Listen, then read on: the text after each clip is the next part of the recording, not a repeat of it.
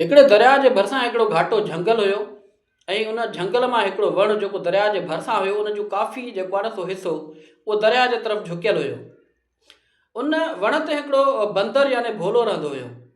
उन वण में तमामु सुठा ऐं ताज़ा ताज़ा मेवा हूंदा हुया जेके रोज़ु भोलो खाईंदो हुयो ऐं ॾाढो सुकून ऐं निंड कंदो हुयो। ऐं उन वण जे हेठां यानी दरिया में हिकिड़ो वरी मांगरमच्छ रहंदो हुयो।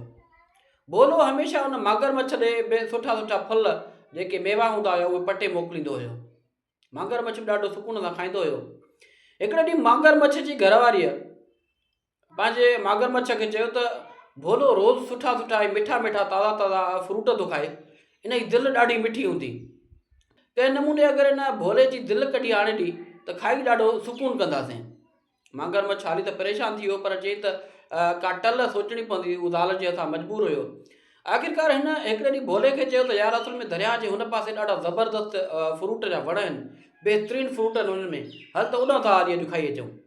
वीचारो भोलो सादो हुयो, उन जे ॻाल्हियुनि में अची वियो ऐं इन सां गॾु निकिरी पियो। हिन पंहिंजी पुठि ते उन भोले खे खयों। जॾहिं विच दरिया में पहुता त मांगरमच्छ भोले खे चयो त असुल में ॻाल्हि इहा आहे जो हाणे मां तोखे मारींदुसि ऐं तुंहिंजी दिलि खाईंदुमि, छो त फरमाइश थी आहे। भोलो हाली त परेशान थी वियो पर हिन सोचियो त हाणे अकुल मां कमु वठणु घुरिजे। मांगरमच्छ खे चई यार तूं पहिरियां ॿुधाई आहे न, असुल में दिलि त मां वण ते छॾे आयो आहियां, हल त दिलि खणी अचूं। मांगरमच्छ वरी हिन खे पंहिंजी पुठीअ ते खयों ऐं अची किनारे ते छॾियईंसि। किनारे तां लही जल्दी जल्दी भोलो मथे वण ते चढ़ी वियो।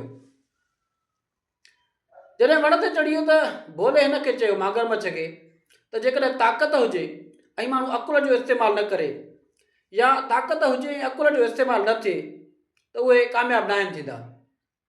मांगरमच्छ ॾाढो शर्मिंदो थियो।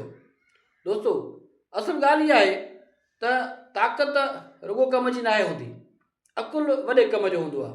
ऐं अहिड़ी तरह मांगरमच्छ शर्मिंदो थी वियो ऐं भोलो पंहिंजी आज़ादु ऐं आसान ख़ुशियुनि सां भरपूर ज़िंदगी गुज़ारणु लॻो। दोस्तो, वीडियो पसंदि अचे त लाइक कमेंट शेयर ज़रूरु कजो।